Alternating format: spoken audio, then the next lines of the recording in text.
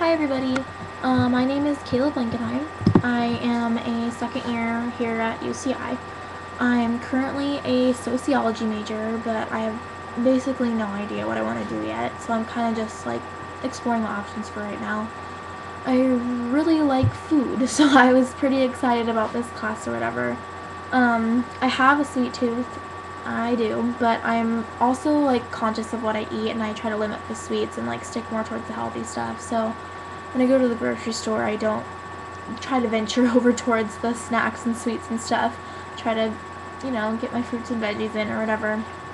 Um, I grew up in Northern California between Sacramento and Lake Tahoe in a little town called Pine Grove, but actually the majority of my family lives in New York City.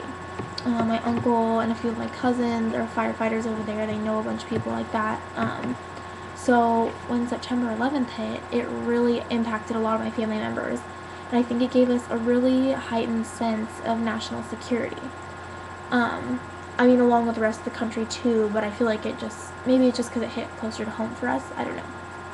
Um, After I read the Poland article, I was pretty interested that he saw food as a national security issue. I never really thought of it that way. But I mean, food is something that every single person in this world comes into contact to. And if a food item was contaminated, the results could be like absolutely terrible. So I read an article by Klarevas, and it said that only 10% of all the foreign manufacturing plants in the world are actually regularly inspected by the FDA. And America gets food from all over the world.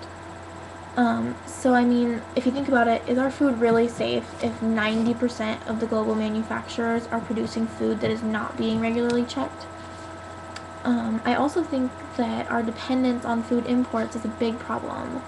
If we grew the majority of the food in America, I think we'd be a lot safer because, I mean, the majority of the disease outbreaks, such as Salmonella, E. coli, there's been a few cases of hepatitis A, just bad diseases like that are brought on by food, come from food that has been shipped from foreign countries, not inside the U.S. Granted, there has been a few, but way more from foreign imports. According to another article by E.J. Mundell, the U.S. spends over $70 billion a year on food imports alone. And each year there's been an 81% drop in FDA inspections of those food imports. So, I mean, those two statistics don't really correlate. If you have $70 billion a year of food imports and only, and there's a huge drop in inspections of the food, there's bound to be some sort of bad disease coming through here if it's not being checked. Like, something bad's bound to happen, whether it's planned or it's accidental. I mean, what else could we do with this food? We could definitely grow way more of our own food using that $70 billion rather than importing it from other places, and I think that we'd be a lot safer that way.